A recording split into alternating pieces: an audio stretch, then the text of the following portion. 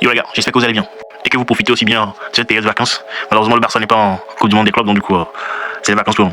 Quelques récaps de l'actualité du Barça au niveau du mercato.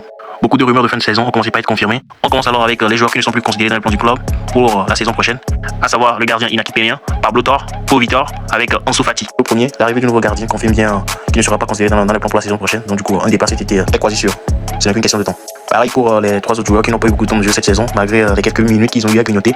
Ils n'ont pas su vraiment s'intégrer dans cette équipe. L'officialisation de Ansu Fati du côté de Monaco, annoncée depuis la fin de saison, n'est pas encore aboutie. Les deux clubs concernés, Barcelone et Monaco, ont repris la négociation dans les dernières heures, nous annonce le média Mundo Deportivo. Apparemment, le principal obstacle actuel pour l'officialisation de son transfert réside dans la répartition de son salaire. Personnellement, je pense que ce n'est qu'une question de temps pour que ce transfert ne soit officialisé. Le joueur étant déjà pour son départ, les deux clubs forcément trouveront un terrain d'entente. Au niveau du poste de gardien de but, l'accord a été déjà conclu avec le joueur, annoncé comme le principal titulaire la saison prochaine, et le reste n'est qu'une question d'administration qui ne tarderont pas à être résolue le lundi. Nous annonce le média Gérard Blomero. La Liga devra approuver l'accord Joan Garcia lundi. La signature officielle et la séance de photos sont attendues mercredi alors. Son arrivée précipitera alors le départ de Inaki Peña et le renouvellement de contrat de Chesney, qui n'a aucun mal à accepter le fait d'être le gardien remplaçant la saison prochaine, au détriment de Ter Stegen, pour qui la situation semble se compliquer de plus en plus.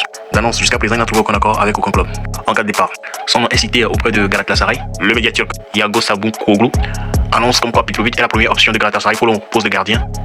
Mais si cela ne fonctionne pas, ils se tourneront vers des alternatives, parmi lesquelles Ter Stegen serait. Dossier Nico Williams. Nous sommes sans savoir que actuellement le Barça cherche activement un ailier sur le côté gauche.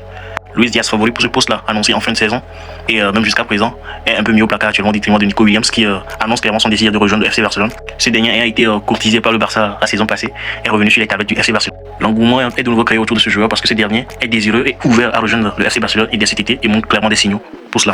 Et d'ailleurs, le Media Sport annonce que Nico Williams a fait savoir au FC Barcelone qu'il était prêt à revoir ses exigences à la baisse et à accepter un salaire similaire à celui qu'il perçoit à Bilbao. Tout ceci dans le but de faciliter son transfert. Personnellement, j'espère que Deco voit l'envie de ce joueur là pour nous rejoindre. Donc du coup, j'espère vivement que le FC Barcelone fera le nécessaire pour qu'on ait Nico Williams sur le côté gauche. Imaginez ce que donnerait ce duo là, Nico avec Baldé sur le côté gauche. Il y a mal traumatisant sur le côté droit. Ça va être une dinguerie la saison prochaine. Espérons que tout se passe bien et que ce transfert soit officialisé. N'oublions pas qu'à ce poste, un troisième homme est aussi annoncé depuis la fin de saison, Marcus Rashford.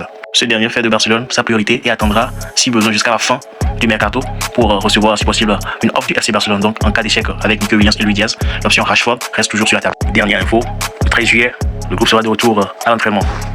D'ici là, profitons de la Coupe du Monde des clubs qui se joue actuellement et à bientôt pour de nouvelles vidéos sur l'actualité du mercato du FC Barcelone.